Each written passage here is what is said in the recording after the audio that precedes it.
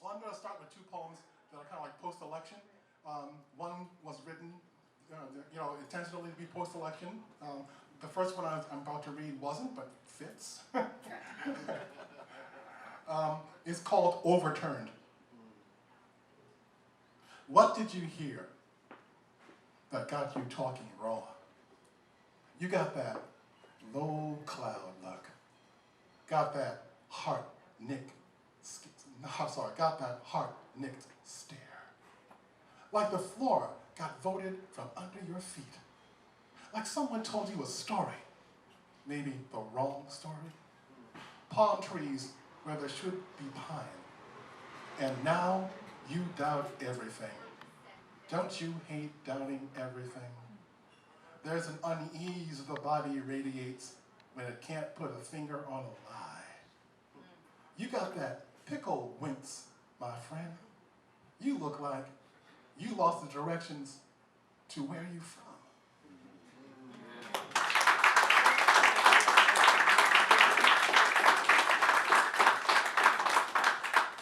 And this one's intentional. Bad dream.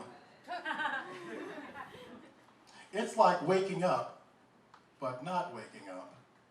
The things of this world, a film in your mouth, the milk in the fridge a bit too long, you know that flavor.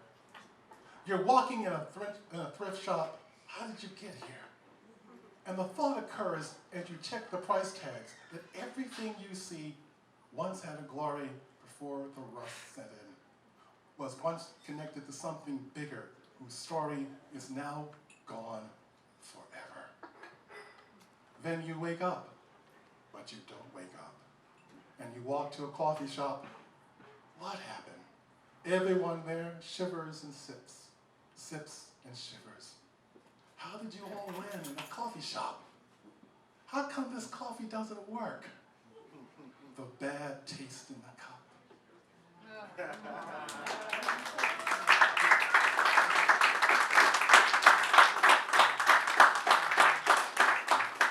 Right?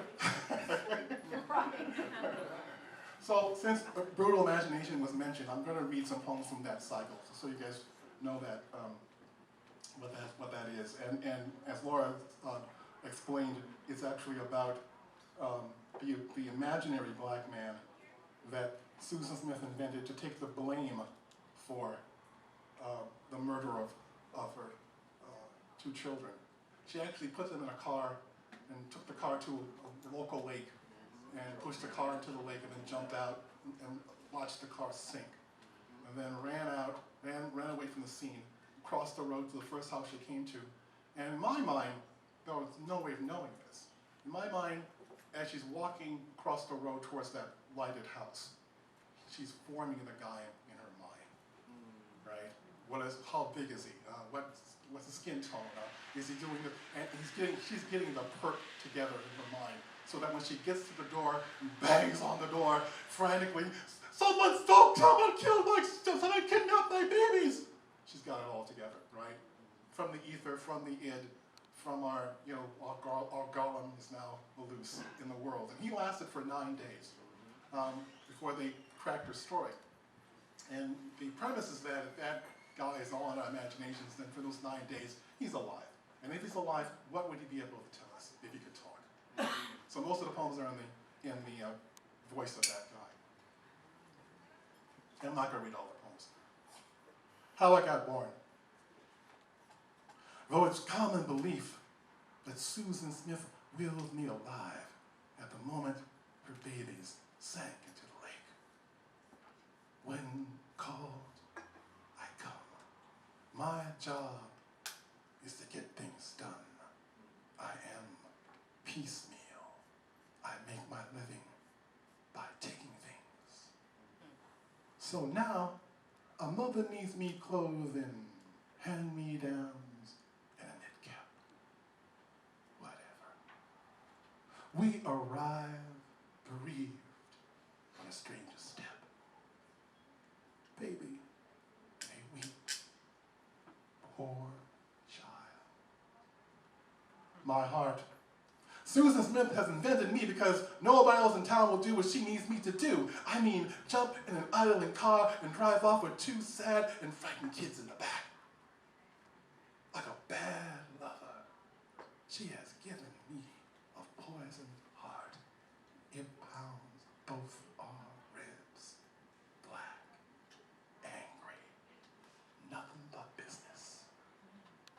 Since her fear is my blood, and her need part mythical, everything she says about me is true.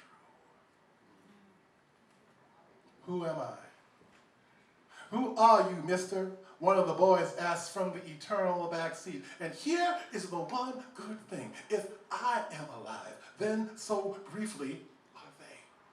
Two boys returned, three and one, quiet and scared, bunched together, breathing like small beasts. They can't place me, yet there's something familiar, though my skin and sex are different. Maybe it's the way I drive, or occasionally glance back with concern.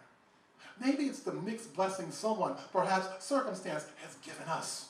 The secret thrill of hiding, childish, in plain sight, seen but not seen.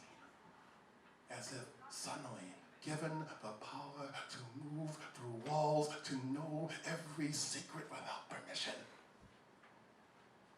We roll sleepless through the dark streets, but inside, the cab is lit with brutal imagination. My face. If you are caught in my part of town after dark, you are not lost, you are abandoned. All that the neighbors will tell your kin is that you should have known better. All they will do is nod their heads. They will feel sorry for you, but rules are rules.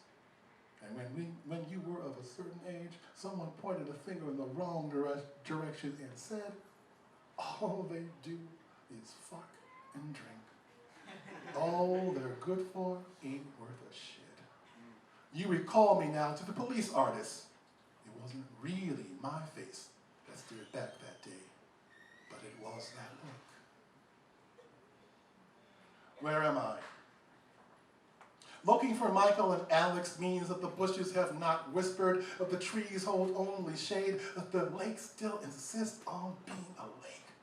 I flicker from TV to TV. My flyer sits on their grandmother's easy chair. I hover over so many lawns, so many cups of coffee. I pour from lip to lip. The town blossoms in yellow ribbons, sprinkled like breadcrumbs or bait. I crackle from cell phones and shortwave. I'm listening for in alleys. Looking for Michael and Alex means each car is scanned at the drive-through windows. The sightings I hope for at the self-serve pumps. Clerks long for the crook of my arm, reaching for diapers and snacks. So many days I have looked from ear